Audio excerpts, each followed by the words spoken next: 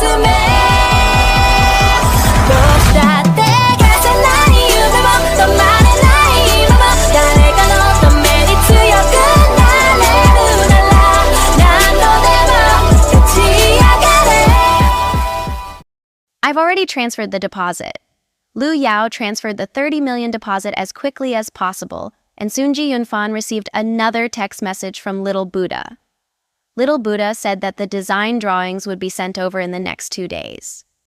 Well, some people with a lot of money are just stupid, so why should I bother talking? Liu Yao was satisfied and drove Zhuxi away. What are you still doing here? You can leave now. I'm glad Miss Liu doesn't regret it. Goodbye. Zhuxi didn't say anything more. She turned and left. Suxian? At this time, Ji Yunfan chased out and said, Suxian, wait for me.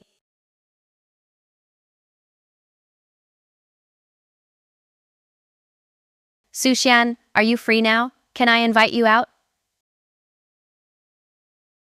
Zhuxi looked at Ji Yunfan. Mr. Ji, I am a little curious about something. Regarding the bell in Mr. Fu's hand, I just heard they said it was given to him by Liu Yao's biological mother, Zhuxi.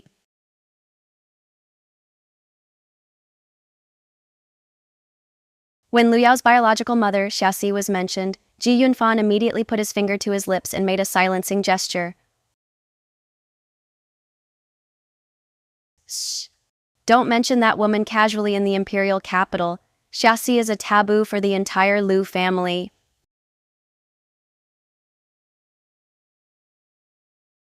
It seems like this Mr. G really knows some information about your family members. Is Zhuxi a taboo of the Liu family? She couldn't wait to know how her life experience was related to Zhuxi, the Liu family, and even Liu Yao.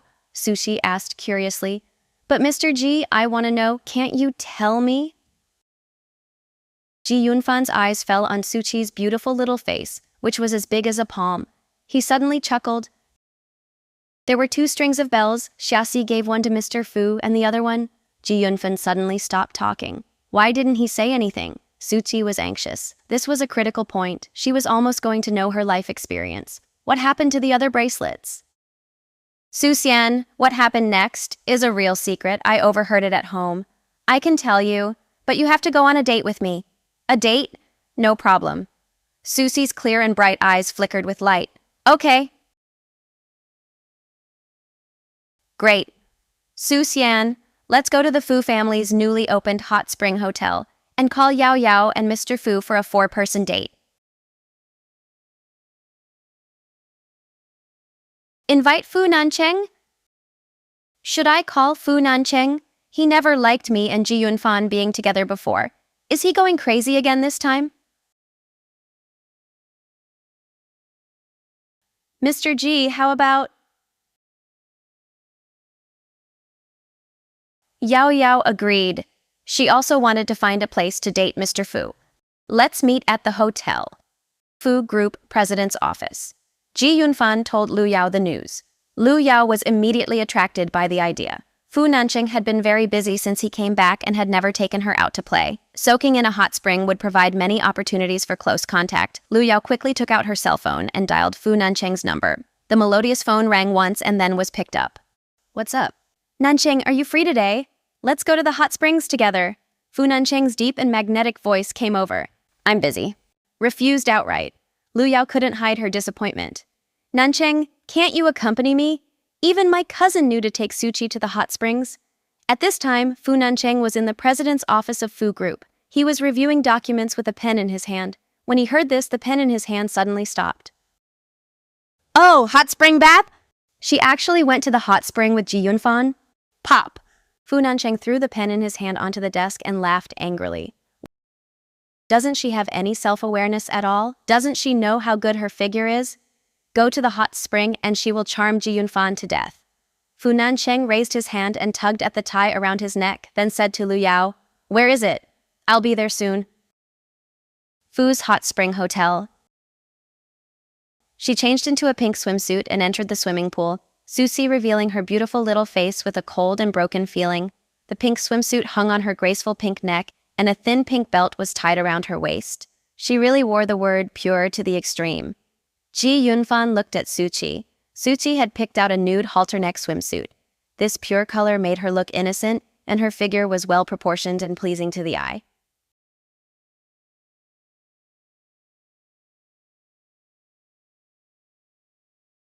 Ji Yunfan's eyes fell on Zhuxi and never moved away. Ji Yunfan was already fascinated by her. "Sushen, you are so beautiful.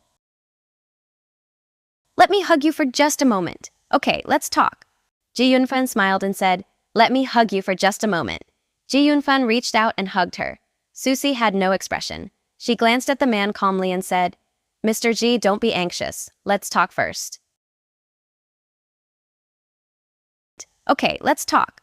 Sushan, you want to know about the other bell, right?" Ji Yunfan had no choice but to stop and asked.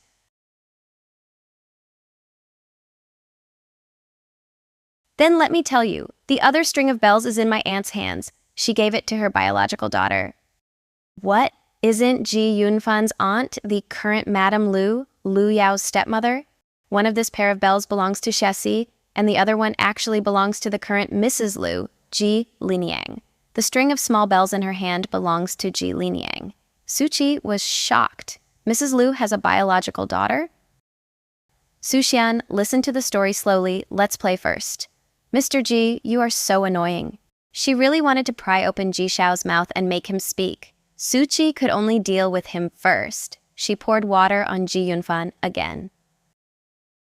This scene looked like a picture of mandarin ducks playing in the water to others. Fu Nanqing stood not far away and watched her and Ji Yunfan playing and splashing in the water together.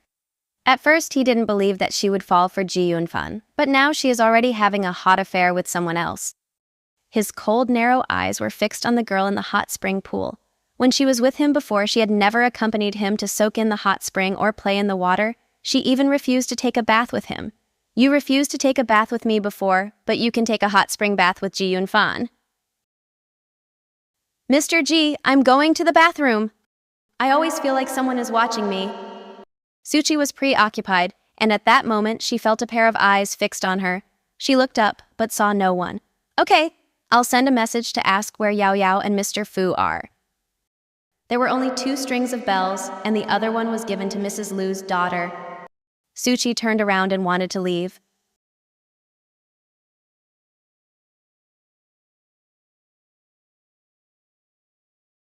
Ji Liniang actually had a daughter.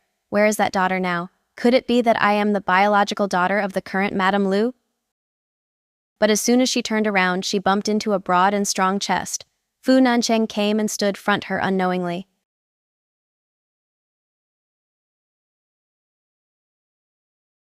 She was caught off guard and fell headfirst into his arms. Pain. Zhuxi felt like her nose was about to be knocked crooked. The man's chest was as hard as a wall.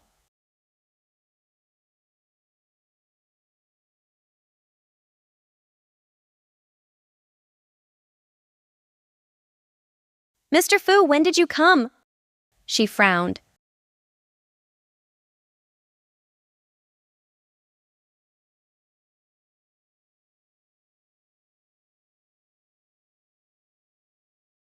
"Let me go. Where are you taking me?" Zhuxi looked up and glared at him. "Mr. Fu, please respect yourself." "What is he doing?" But Fu Nanqing grabbed her with his strong arms and pulled her behind a large rock. This pink swimsuit is a simple style. She must have deliberately chosen a simple one when she changed clothes again, wanting to cover up her beauty.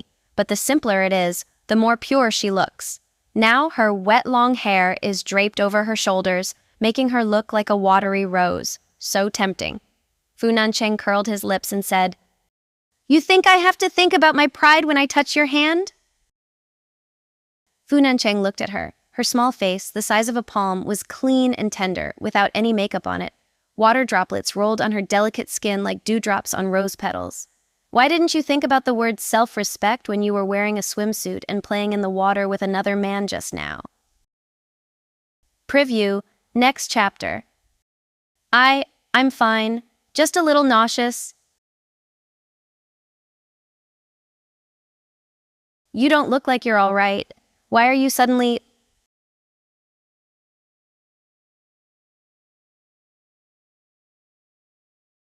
Your appetite has changed lately too. Cece, are you pregnant? Underground bar. What do you mean pregnant?